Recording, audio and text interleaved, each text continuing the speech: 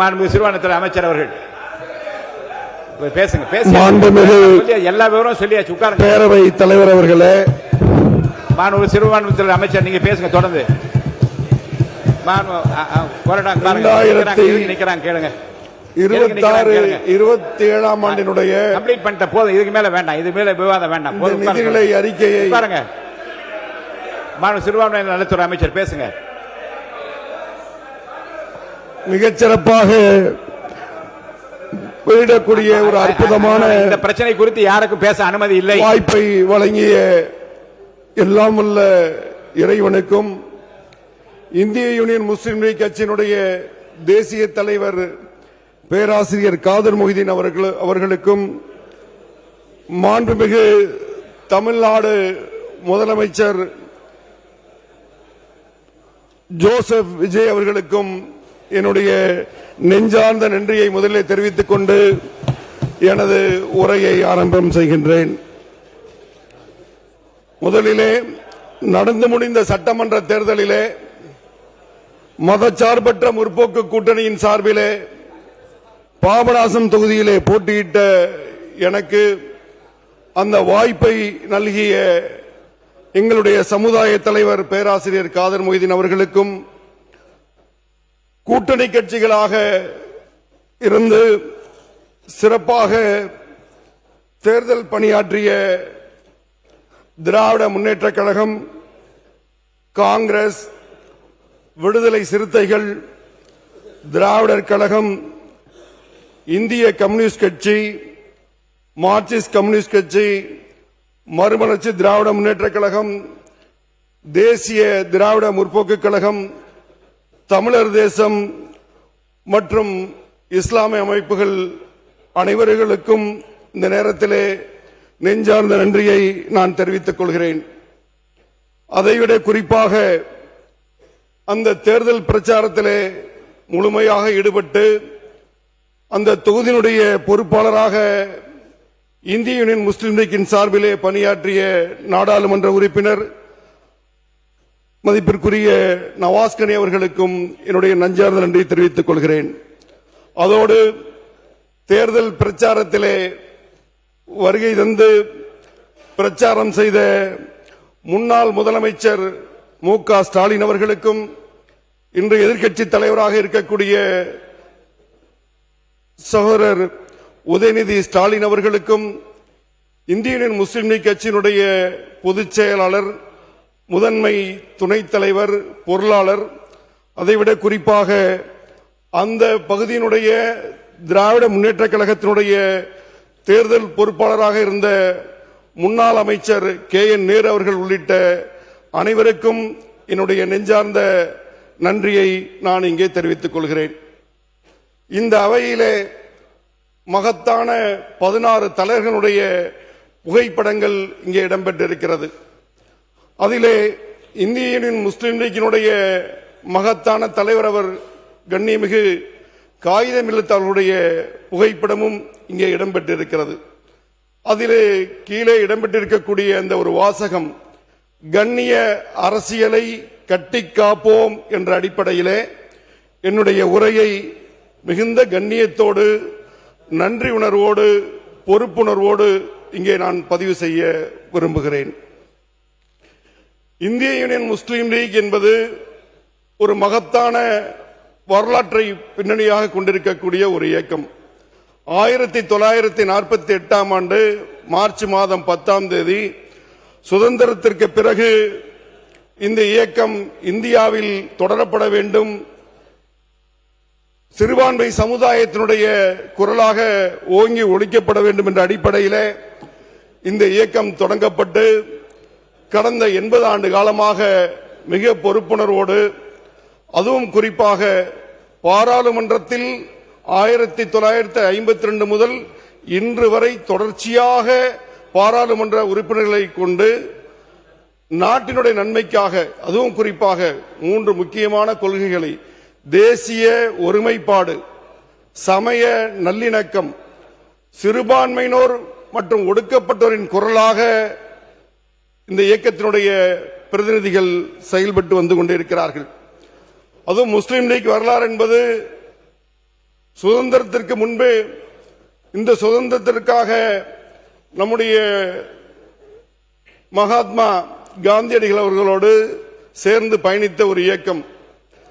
சமத்துவம் கண்டு சமூக நீதி காப்போம் என்று இருக்கக்கூடிய அண்ணல் அம்பேத்கர் அவர்கள் அரசியல் நிர்ணய சபைக்கு சென்றதே ஒரு வரலாறு. சுதந்திரத்திற்கு முன்பு 1946ஆம் ஆண்டு அரசியல் நிர்ணய சபைக்கான ஒரு தேர்தல் நடந்த போது அன்று இருந்த ஒரு சூழ்ச்சியின் காரணமாக அண்ணல் அம்பேத்கர் அவர்களுக்கு தொகுதி மறுக்கப்பட்டது ஒரு வரலாறு. அந்த நேரத்திலே முஸ்லிம் லீக்கினுடைய தலைவர்கள் முஸ்லிம் லீக்கினுடைய ஒதுக்கீட்டிலே வங்காளத்திலே அண்ணல் அம்பேத்கரை அவர்கள் நிறுத்தி வெற்றி பெற செய்து அரசியல் நிர்ணய சபைக்கு அனுப்பியது ஒரு வரலாறு. அதுபோல இங்கே படமாக இருக்கக்கூடிய பல தலைவர்களோடு நெருங்கி அரசியல் கண்ணியத்தை அனைத்து சமுதாயத்துக்காக செய்த வரலாறு இந்திய யூனியன் முஸ்லிம் லீக்கிற்கு உண்டு. 1962ஆம் ஆண்டு திராவிட முன்னேற்ற கழகத்தோடு அணி சேர்ந்த கண்ணிமிகு காகிதம் இல்லத்தவர்கள் முதலாக 1967ஆம் ஆண்டு பேரறிஞர் அண்ணா அவர்கள் தலைமையிலே திராவிட முன்னேற்ற கழக ஆட்சி இங்கே உருவான போது துணை நின்ற இயக்கம் இந்திய யூனியன் முஸ்லிம் லீக் கண்ணிமிகு காகிதம் இல்லத்தவர்கள். அதோடு மாத்திரமல்ல, 1977ஆம் ஆண்டு புரட்சி தலைவர் எம்ஜிஆர் அவர்கள் முறையாக ஆட்சி பொறுப்பேற்ற போது அந்த அணியிலே இடம்பெற்று அந்த வெற்றிக்கு உதவி செய்ததும் இந்திய யூனியன் முஸ்லிம் லீக். அதைவிட இந்த நேரத்திலே மிக குறிப்பாக ஒரு தகவலை சொல்ல வேண்டும். சுதந்திர இந்தியாவிலே முறையாக இந்திய யூனியன் முஸ்லிம் லீக்கிற்கு 10 தொகுதிகளை ஒதுக்கி பெரிய மனதோடு நடந்து கொண்டிருக்கக்கூடிய அந்த புரட்சி தலைவருக்கும் இந்த நேரத்திலே நன்றி சொல்ல வேண்டும். 1977ஆம் ஆண்டு முஸ்லிம் லீக் அதுக்கு முன்னாடி எங்கேயுமே இத்தனை சீட்டுகள் கிடைச்சது அன்னையிலிருந்து வரைக்கும். 1977ஆம் ஆண்டு புரட்சி தலைவர்கள் 10 தொகுதிகளை ஒதுக்கிய ஒரு வரலாறு உண்டு. அதன் பிறகு புரட்சி தலைவி அம்மையார் அவர்களோடு அணி சேர்ந்திருக்கிறோம். அதன் பிறகு முத்தமிழறிஞர் டாக்டர் கலைஞர் அவர்களோடு முன்னாள் முதலமைச்சர் மு.க. ஸ்டாலின் அவர்களோடு அணி சேர்ந்து இந்த மண்ணுக்கு இந்த திராவிடத்தை தாங்கி பிடிக்கக்கூடிய வகையிலே தமிழை போற்றக்கூடிய வகையிலே அனைத்து சமுதாய மக்களோடு இணக்கத்தோடு அதுவும் சிறுபான்மை மக்களுடைய உரிமைக்காக தொடர்ச்சியாக இந்த இயக்கம் நடைபெற்றுக் கொண்டு வந்து கொண்டிருக்கிறது. இதில் குறிப்பிட்டு சொல்ல வேண்டும், நாம் எல்லாம் இங்கே அமர்ந்திருப்பது நாட்டினுடைய அரசியலமைப்பு சட்டத்தை தாங்கி பிடிக்க வேண்டும் என்ற ஒரு நோக்கத்தோடு. எங்களுடைய தலைவர் பேராசிரியர் தகைசால் தமிழர் நாங்கள் எல்லாம் அன்போடு முனிருல் மில்லத் என்று அழைக்கக்கூடிய காதர் மொய்தீன் அவர்கள் எப்போதும் எங்களுக்கு பாடம் நடத்தும் போது ஒரு கையிலே அருள்மறை திருக்குரானை தாங்கி பிடியுங்கள், மறு கையிலே இந்திய அரசியலமைப்பு சட்டத்தை தாங்கி பிடியுங்கள் என்று சொல்வார்கள்.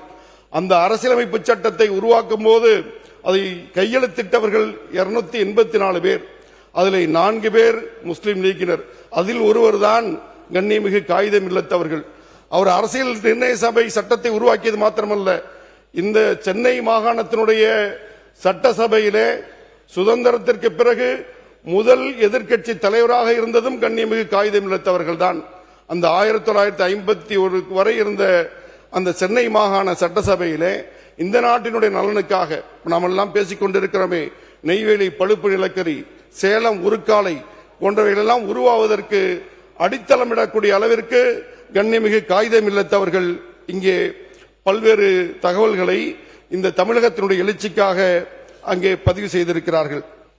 அதைவிட குறிப்பாக இந்த முஸ்லிம் லீக் இயக்கம் என்பது கிட்டத்தட்ட 25 ஆண்டு காலம் கண்ணியமிகு காகிதம் இல்லத்தவர்கள் தலைமையிலும், அதனைத் தொடர்ந்து 25 ஆண்டு காலம் சிந்தனை செம்மல் சிராஜுல் மில்லத் என்று அழைக்கக்கூடிய அப்துல் சமத் அவர்கள் தலைமையிலும், தற்போது சுமார் 25 ஆண்டு காலம் பேராசிரியர் காதர் மொய்தீன் அவர்கள் தலைமையிலும் நடைபெற்றுக் கொண்டிருக்கிறது. சிந்தனை செம்மல் சிராஜுல் மில்லத் அவர்கள் இடஒதுக்கீடு பற்றி பல்வேறு தகவல்கள் நம்ம பேசிக்கிட்டு இருந்தோம்.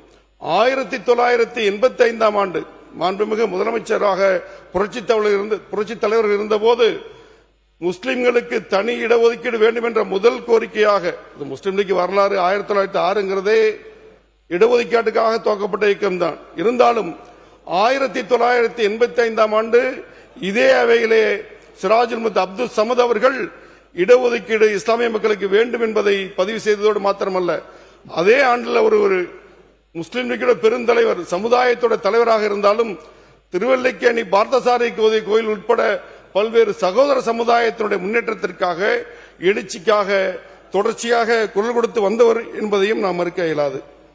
இன்று நான் சிறுபான்மை நலத்துறை அமைச்சராக இன்றைக்கு பொறுப்பேற்றிருக்கிறேன். இந்த அமைச்சகம் உருவானதற்கு ஒரு வரலாறு உண்டு. 2004 ஆண்டு UPA 1 கவர்மெண்ட் ஃபார்ம் உருவாக்கப்பட்ட போது அதிலே அங்கம் வகித்தது இந்திய யூனியன் முஸ்லீம் லீக். கேரளத்திலே இருக்கக்கூடிய 20 நாடாளுமன்ற தொகுதியிலே ஒரு தொகுதியிலே தான் நமது அணி என்று வெற்றி பெற்றது.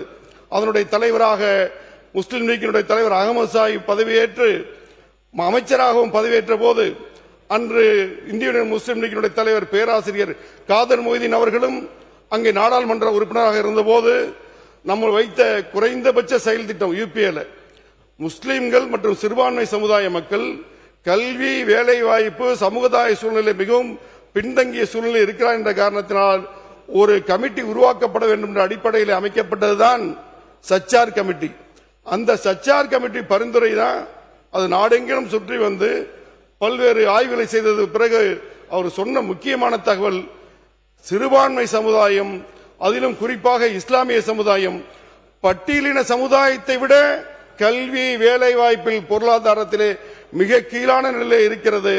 அதற்கென சில திட்டங்கள் உருவாக்கப்பட வேண்டும் என்ற அடிப்படையில் தான் இந்த 2007 ஆண்டு இந்த சிறுபான்மை நலத்துறை உருவாக்கப்பட்டது.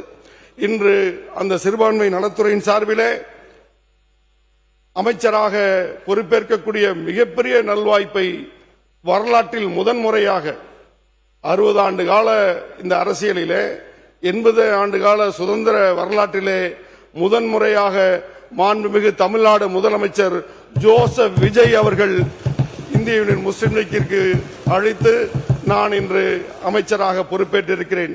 அதற்காக மாண்புமிகு முதலமைச்சர் அவர்களுக்கும், முன்னணி தலைவர் பெருமக்களுக்கும், அமைச்சர்களுக்கும், தமிழக வெற்றிக் கழகத்தினுடைய சட்டமன்ற உறுப்பினர்களுக்கும் என்னுடைய நெஞ்சார்ந்த நன்றியை நான் இங்கே தெரிவித்துக் கொள்கிறேன்.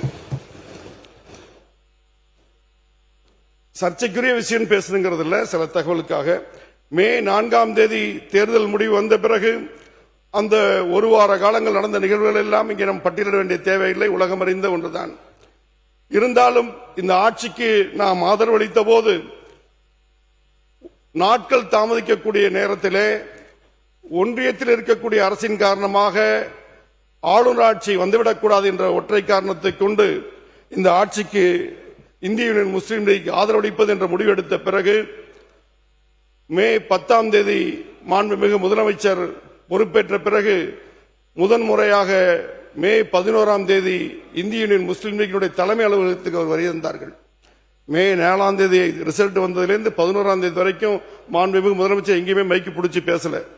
முதன்முறையா இந்திய யூனியன் முஸ்லீம் லீக் வந்த ஆபீஸ்க்கு வரும்போது அவங்க பேசுறாங்க. இதுல இன்னொரு செய்தியை சொல்லணும். 80 வருட காலம் சுதந்திர இந்தியாவில் முஸ்லீம் லீக் அரசியல் பண்ணி இருக்குது. எத்தனையோ முதலமைச்சர்கள் உருவாக காரணமாக இருந்த கூட இந்த இந்தியன் முஸ்லீம் லீக் இதுவரைக்கும் முதலமைச்சராக இருந்தவர்கள் முஸ்லீம் லீக் அலுவலகத்துக்கு வந்த வரலாறு கிடையாது. முதன்முறையாக வருகை தந்தவர் நம்முடைய மாண்புமிகு முதலமைச்சர் ஜோசப் விஜய் அவர்கள் தான். வந்ததோடு மாத்திரமல்ல, அப்போ நம்முடைய கோரிக்கைகள்லாம் அங்க சொல்றோமே 11ஆம் தேதி முதலமைச்சர் அடுத்த நாள் அப்ப உங்களுக்கு ஆதரவு கொடுத்திருக்கோம், ஆளுநர் ஆட்சி வந்திருக்க கூடாதுங்கிற அடிப்படையில் நாங்க சொன்னதன் அடிப்படையில் அங்க பேசின ஒரு சில நிமிடங்களிலே அவர் சொன்னாரு, இந்த தமிழ்நாட்டின் நலனுக்காக லஞ்சம் ஊழல் இல்லாத ஆட்சி நிச்சயமாக நடைபெறும். அனைத்து சமுதாய மக்களுக்கும் ஜாதி, மத, இன, மொழி வேறுபாடு இல்லாமல் குறிப்பாக ஒடுக்கப்பட்டிருக்கக்கூடிய மக்களுக்காக சிறுபான்மை மக்களுடைய நலன் காக்கக்கூடிய அரசாக இருக்கும் என்ற உறுதிமொழியை அந்த இந்திய யூனியன் முஸ்லீம் லீக் அலுவலகத்திலே மாண்புமிகு முதலமைச்சர் அவர்கள் அங்கே தெரிவித்தார்கள். அந்த வகையிலே அதனுடைய தொடர்ச்சியாக பல்வேறு ஆய்வுக் கூட்டங்களிலே முன்னணி அமைச்சர் பெருமக்களிடத்திலே உரையாடக்கூடிய வாய்ப்புகள் எல்லாம் பெறும்போது இந்த ஆட்சி சரியான திசையை நோக்கி தமிழக மக்கள் எதற்காக ஏங்கி தவித்தார்களோ, எதையெல்லாம் நடக்க வேண்டும் விரும்பினார்களோ அதையெல்லாம் நடத்தி காட்டிட வேண்டும் என்ற முனைப்போடு இருக்கக்கூடிய மாண்புமிகு முதலமைச்சர், மாண்புமிகு எதிர்க்கட்சி மாண்புமிகு அமைச்சர் பெருமக்கள், சட்டமன்ற உறுப்பினர்கள் எல்லாம் அதை நோக்கி பயணிக்க இன்று தயாராக இருக்கக்கூடிய இந்த சூழ்நிலையிலே நிச்சயமாக ஒரு திருப்புமுனை ஏற்படுத்தி தந்த இந்த தேர்தல் மாற்றத்தை விரும்பி வாக்களித்த இந்த மக்களுக்கு ஒரு சிறப்பான ஆட்சியாக இந்த ஆட்சி அமைந்திடும் என்பது உறுதி. அதோடு நேற்றைய தினம் மானிய கோரிக்கையிலே 11 மிக முக்கியமான திட்டங்களை நாம் அறிவித்திருக்கிறோம். அதை குறிப்பாக மட்டும் உங்களுக்கு சொல்லி சென்றதனால் சில தகவல்களை கூடுதலாக சொல்ல வேண்டிய அவசியம் இருக்கிறது. சிறுபான்மை சமுதாய மக்கள் பொருளாதாரத்தில் கீழே இருக்கக்கூடியதுனால அவங்களுக்கு தனியா ஒரு பட்டியல் எடுத்து வருஷத்துக்கு 2500 பேர் தேர்வு எடுத்து கிட்டத்தட்ட 400க்கும் அதிகமான பட்டியல் இருக்கு. என்னென்ன மாதிரி தொழில் வாய்ப்புகள் பயிற்சிகள் கொடுக்கலாம் அந்த வாய்ப்புகளை கொடுத்து 10,000 சிறுபான்மை சமுதாய கிறிஸ்தவ முஸ்லிம் மற்ற சமுதாய மக்களுக்கு அந்த திறன் மேம்பாட்டு பயிற்சியை வழங்குறதுக்குன்னு 10 கோடி ரூபாய் நிதி இன்னைக்கு ஒதுக்கப்பட்டிருக்கிறது. அதே போல சமய நல்லிணக்கத்தை வளர்ப்பதற்கு பல்வேறு நிகழ்ச்சிகள் நடத்துவதற்கு விழிப்புணர்வு நிகழ்ச்சிகள் நடத்துவதற்கு சமுதாய கூடங்கள் 5 மாவட்டங்களில் அமைக்க வேண்டும் என்ற அடிப்படையில் அதுவும் குறிப்பாக சிறுபான்மை மக்கள் வாழக்கூடிய பகுதியிலே 10 கோடியிலே 5 சமுதாய கூடங்கள். அதே போல முஸ்லீம் பிள்ளைங்களை பொறுத்த வரைக்கும் அந்த வயதுக்கு வந்துட்டா உயர் படிப்புக்கு போறது குறைச்சங்கிறதுனால அவங்கள ஊக்குவிக்கணுங்கிற அடிப்படையில் 9வது 10வது படிக்கும் போதே வருஷத்துக்கு 2000 ரூபாய் ஒரு ஊக்கத்தொகை. இது எதுக்கு உதவுங்கிறதுல இருக்கிறவங்க ஒரு கிஃப்ட் அமௌண்ட் கொடுக்கணுங்கிற அடிப்படையில் புதிதாக ஆனால் அதுக்கு 8.28 கோடி செலவிலே அந்த திட்டம் அறிமுகப்படுத்துகிறது. அதைவிட குறிப்பா கல்லூரி படிக்கக்கூடியவர்கள் பொருளாதார சூழ்நிலையில் படிக்க போகாம இருக்கக்கூடிய சூழ்நிலையில் அது சிறுபான்மை சமுதாயத்திற்கு கல்வியிலே பின்தங்கி இருக்கிற என்ற காரணத்தினால் இளங்கலை பட்டப்படிப்புனா ஏதோ இல்ல மருத்துவம் பொறியியல் கலை அறிவியல் போன்ற படிப்புக்கு அரசு கல்லூரியிலோ அரசு உதவி பெறும் கல்லூரியிலோ தனியார் கல்லூரியில் அரசு ஒதுக்கீட்டில் படித்தாலும் அவர்களுக்கு அந்த அரசு கல்வி கட்டணத்தை அரசே இருக்குங்கிற அறிவிப்பு நேற்று கொடுத்திருக்கோம். அதற்கு இந்த ஆண்டுக்கு மட்டும் 20 கோடி வரக்கூடிய நாட்கள் அவங்க 2 செகண்ட் இயர் தேர்ட் இயர் போகும்போது இந்த எண்ணிக்கையும் தொகையும் உயருங்கிறது சொல்லிக்கிறோம். அதே போல சிறுபான்மை துறையினர் இருந்தாலும் கூட தமிழ்நாட்டில் இருக்கக்கூடிய 38 மாவட்டங்கள் 5 மாவட்டங்கள் தான் அதுக்கான அலுவலகம் இயங்குது. ஆனா நிறைய மாவட்டங்கள்ல இந்த டென்சிட்டி அதிகமா இருக்கும்போது இல்லாத காரணத்தினால் இப்போது ஏற்கனவே இருக்கக்கூடிய 5 மாவட்டங்களை சேர்த்து புதிதாக 10 மாவட்டங்கள்ல இந்த துறை ஏற்படுத்தப்பட போறது. ஏன்னா ஏகப்பட்ட நலத்திட்டங்கள் கொடுக்கிறோம். சரியான முறையில் மக்களுக்கு சென்று சேரணும்னா அந்த துறை இயங்கினாதான் செய்ய முடியும். அந்த அடிப்படையில் 10 மாவட்டங்களுக்கு 4.45 கோடி ரூபாய் ஒதுக்கப்பட்டிருக்கிறது. அதே போல சிறுபான்மை ஆணையம் ஒன்று இருக்கு. அதுக்கு ஒரு 10-11 பேர் கொண்ட கமிட்டி இருக்காங்க. அவர் செயல்படுறதுக்கான நிதி ஒதுக்காதனால எந்த பணிகளும் நடக்காம இருக்கக்கூடிய காரணத்தினால அவர்கள் ஆய்வுக் கூட்டங்கள் தொடர்ச்சியாக செய்வதற்கு 63 லட்சம் ரூபாய் நிதி ஒதுக்கப்பட்டிருக்கிறது. அதே போல தேவாலயங்களை புனரமைப்பதற்கு 2016-17 ஆண்டிலே 7 கோடி ரூபாய் நிதி ஒதுக்கப்பட்டு கிட்டத்தட்ட இதுவரைக்கும் 5,4 கோடி நிதி செலவு செய்யப்பட்டிருக்கிறது. அதில் மீதம் இருக்கக்கூடிய 1.5 கோடி நிதியையும் அந்த தேவாலயங்கள் புனரமைப்பதற்கு செய்ய வேண்டும் என்பதை தொடர்ச்சியாக ஆய்வுக் கூட்டங்களை சொல்லி வருவது போல தொன்மையான தேவாலயங்களை புனரமைப்பதற்கு அதாவது 100 ஆண்டுகளுக்கு மேலே இருக்கக்கூடிய தேவாலயங்களை புனரமைப்பதற்கு 10 கோடி ரூபாய் நிதி ஒதுக்கீடு செய்யப்பட்டிருக்கிறது. அதோட 8வது அறிவிப்பு முக்கியமான அறிவிப்பு 100 கோடி ரூபாய் சுழல் நிதி. நேற்று அண்ணன் கம்யூனிஸ்ட் கட்சியினுடைய உறுப்பினர் அண்ணன் செல்வராஜ் சொல்லும் போது கூட சொன்னாங்க, மாரிமுத்தன் சொல்லும் போது சொன்னாங்க, அதாவது பள்ளிவாசல்கள் தேவாலயங்கள் வருமானம் இல்லாத ஒரு சூழ்நிலைகள்லாம் இருக்குது, அதுக்கு ஏதாவது செய்ய முடியுமான்னு. இப்ப பள்ளிவாசல் இருக்கும், அங்க சில உலமாக்கள் இருப்பாங்க, பணியாளர் இருப்பாங்க, ஊதியம் கொடுக்க கூட வழி இல்லாத இருக்கும். ஆனா சொத்துக்கள் திடல் இருக்கும், கிரவுண்ட் இருக்கும். ஆனா அதே போல இடத்துல ஒரு கமர்ஷியலா 2 கடை விட்டோ மண்டபம் கட்டி வாடகைக்கு விட்டாங்கன்னா அவங்களுக்கு வருமானம் கிடைக்கும். அது நிறுவனம் செய்ய முடியும். அடிப்படையில் 100 கோடி ரூபாய் சுழல் நிதி வட்டி இல்லா கடனாக ஒரு அறிவிப்பு, மிக முக்கியமான அறிவிப்பு விடப்பட்டிருக்குது. அதே போல தமிழ்நாடு வக்ஃப் வாரியம் கட்ட 40 கோடி, புதிய அலுவலகம் கட்ட 40 கோடி ரூபாய், சிறுபான்மை மகளிர் கல்லூரி அண்ணே ஒரு 5 நிமிஷம் நான் ஏற்கனவே சொன்ன மாதிரி வரலாற்றுல ஒரு முதல் வாய்ப்பு. சில செய்திகள் நான் சொல்லி முடிச்சிடறோம், சில அறிவிப்புகளை எக்ஸ்பிளைன் பண்ணணும். சொல்ல கொஞ்சம் பொறுமையா இருங்க. அந்த பொறுமை கூட இல்லைன்னா என்ன அர்த்தம்? 5 நிமிஷம் கேட்டுக்கலாம். ஒரு 5 நிமிஷம் உட்காருங்க.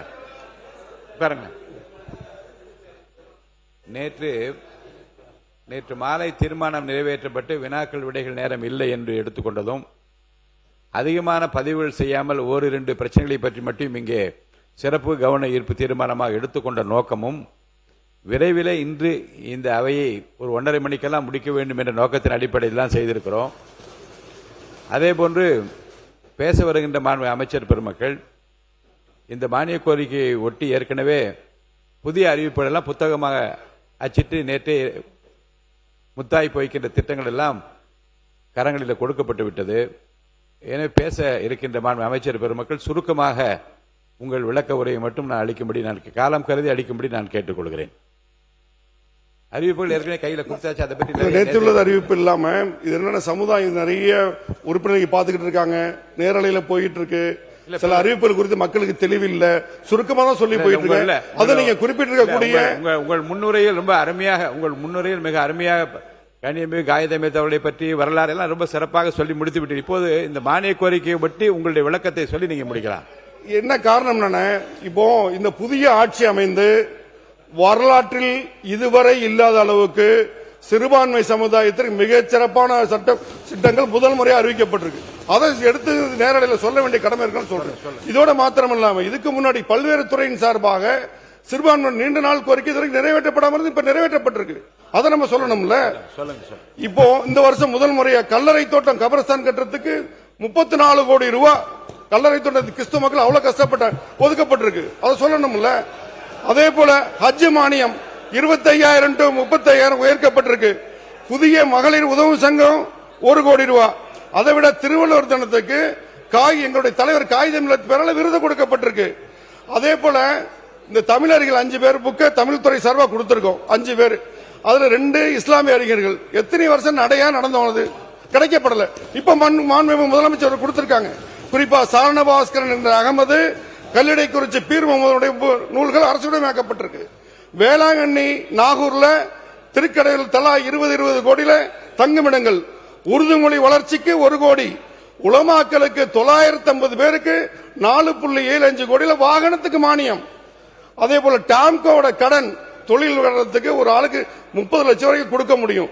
அந்த அடிப்படையில் 100 கோடி இலக்கு நிர்ணயிக்கப்பட்டிருக்கு. அதே போல வக்ஃபு பள்ளிவாசல் தர்காக்கள் புனரமைப்பதற்கு மானியம். இதே போல வரலாற்றில் முதன்முறையாக நிதிநிலை அறிக்கையில சிறுபான்மை சமுதாயத்திற்கு 20க்கும் அதிகமான அறிவிப்புகளை செய்த ஒரே அரசு தமிழக வெற்றி கழக தலைமையிலான அரசு. அதற்காக மாண்புமிகு முதலமைச்சர் ஜோசப் விஜய் அவர்களுக்கு இந்த சிறுபான்மை சமுதாயம் நன்றி கடன் பட்டிருக்கிறது.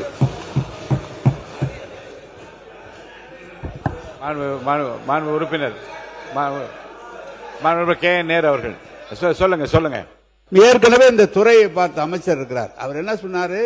கபஸ்தானுக்கு பணம் தான் கொடுத்திருக்காங்க. ஏற்கனவே எவ்வளவு தளபதி ஸ்டாலின் அவருடைய ஆட்சியில என்ன செய்திருக்காரு சொல்லி ரெக்கார்ட் பண்ணும்ல. அந்த அமைச்சர் 1 நிமிஷம் அவர் பேசி முடிக்கட்டும். பேச விடுங்க. அவர் பேசி முடிச்சப்ப நான் தரேன் அந்த வாய்ப்பு. இப்ப இல்ல, உட்காருங்க. நீங்க மாண்பு அமைச்சர் பேசி முடிச்ச உடனே நான் தரேன். உட்காருங்க. நீங்க மாண்பு சிறுபான்மை நீங்க பேசி முடிங்க. அவங்க பட்டியலாம் கொடுக்கட்டும். இப்படி ஒரு பட்டியல் 20க்கும் அதிகமான பட்டியல் ஒரே நிதிநிலை அறிக்கையில அவங்க கொடுத்தாங்கன்னா பார்த்துப்போம் அதை எப்படின்னு. அதை விட கன்க்ளூஷன் வந்துடலாம் நினைக்கிறேன்.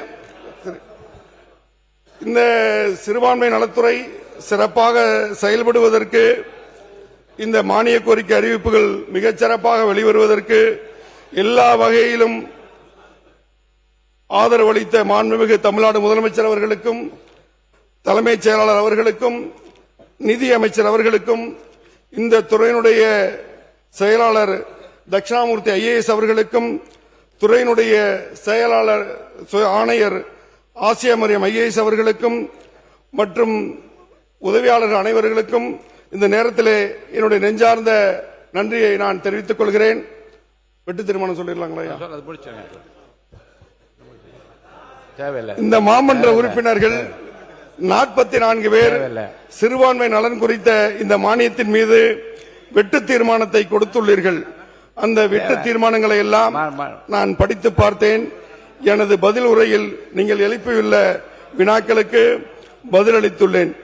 எனது பதில் உரையிலும் கொள்கை விளக்க குறிப்பிலும் நேற்று காலை வெளியிடப்பட்ட 11 முத்தான அறிவிப்புகளிலும் தங்களுக்கான பதில் கிடைத்திருக்கும் என்று திடமாக நான் நம்புகிறேன். உறுப்பினர்களின் வெட்டு தீர்மானத்தில் கொடுக்கப்பட்டுள்ள கருத்துக்களையும் அவர்களின் அக்கறையும் நான் நன்கறிவேன். அவற்றை மதிக்கிறேன்.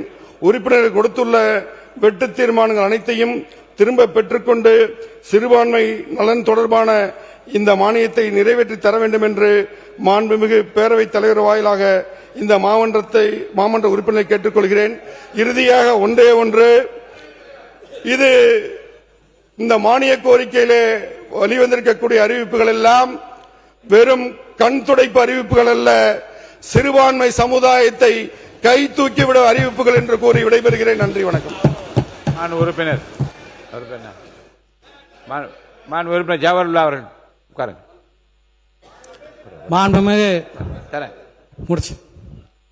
மாண்புமிகு பேரவைத் தலைவர் அவர்களே, சொந்த பட்டா இடங்களில் பள்ளிவாசல்கள் தேவாலயங்கள் கட்டுவதற்கான தடைகளை நீக்குவதற்கான அரசாணையை பிறப்பித்து பல பள்ளிவாசல்களும் தேவாலயங்களும் எழும்புவதற்கு காரணமாக இருந்தது திராவிட முன்னேற்றக் கழக அரசு என்பதை சொல்லி சில தினங்களுக்கு முன்பு இதே அவையில் நான் ஒரு கேள்வி கேட்டேன்.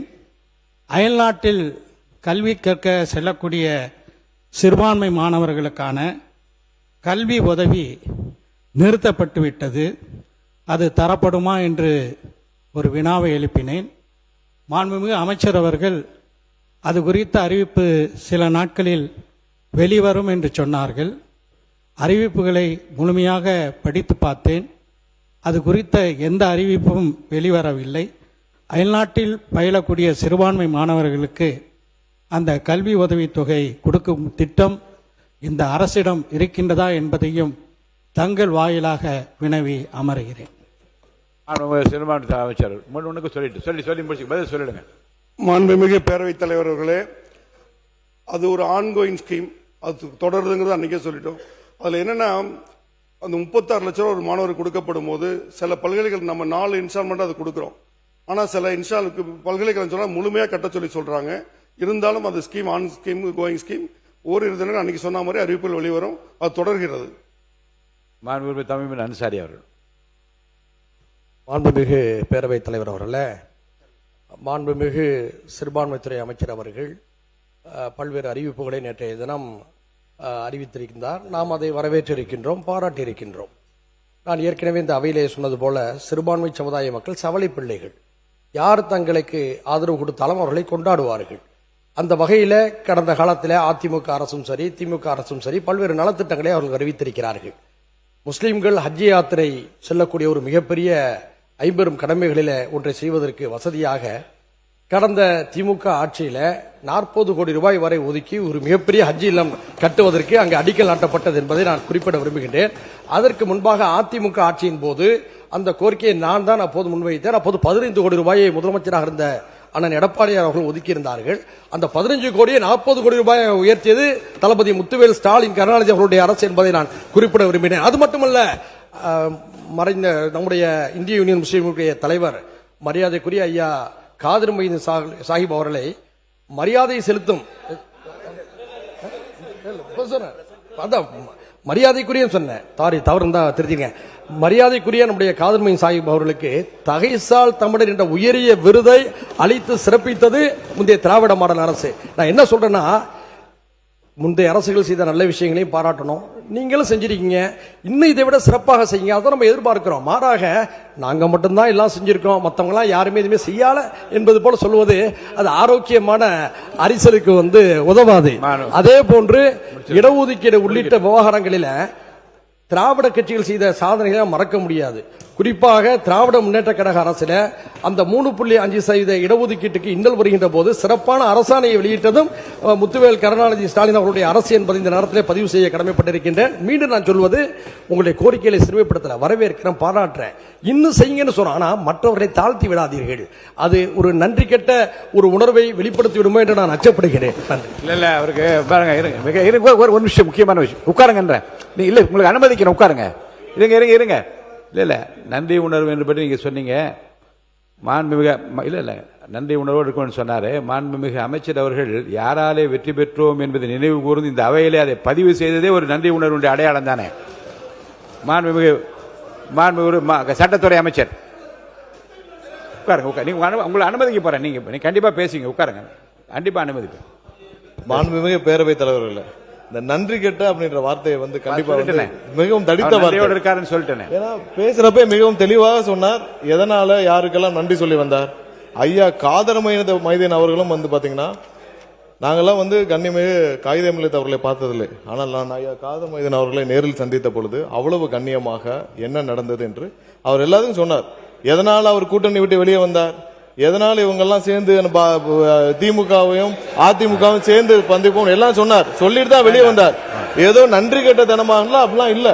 இவர்கள் என்ன முயற்சி செய்தால் அவங்க எல்லாம் சேர்ந்து திமுகவும் அதிமுகவும் சேர்ந்து ஆட்சி அமைக்க முயற்சி செய்தார்கள் என்பதை எதிர்த்து தான் வெளியே வந்தனர். இந்த வார்த்தைகளை அவர் தவிர்த்தால் இது போன்ற தேவையற்ற விவாதங்கள் இங்கே வராது. அதையெல்லாம் தெளிவா அவர் பத்திரிகையில பேட்டியில சொல்லிட்டு தான் வந்தார். அதனால தேவையற்ற வார்த்தைகளை தவிர்த்தாலும் இது போன்ற விவாதங்கள் வராது. தெளிவாக இந்த அவையும் தெளிவாக செல்லும் என்பதை தெரிவித்துக் கொள்கிறோம். இனி ஒரு முடிவு இனி சம்பந்தப்பட்ட உட்காருங்க, ஒரு முடிவு சொல்லிடுறேன். உட்காருங்க. இனி மாண்புமிகு அமைச்சர் எந்த துறையை சார்ந்த அமைச்சர் பதிலளித்துக் கொண்டிருக்கிறாரோ அந்த துறை சார்ந்த அமைச்சருக்கு பதிலளிக்கிற வாய்ப்புக்கு தான் முன்னுரிமை வழங்கப்படும். அந்த வகையில் நம்முடைய மாண்புமிகு சிறுபான்மைத்துறை அமைச்சர் அவர் பேசி முடித்து விட்டார்கள். இஸ்லாமிய சமுதாயத்தைச் சேர்ந்த சட்டமன்ற உறுப்பினர் அந்த வாய்ப்பை நான் தந்து கொண்டிருக்கிறேன். முன்னாள் அமைச்சர் மெய்யநாதன் அவர்களுக்கு வாய்ப்பு தர வேண்டும் என்று கேட்டு அவருக்கு வாய்ப்பு நான் தருகிறேன். நீங்க பேசுங்க.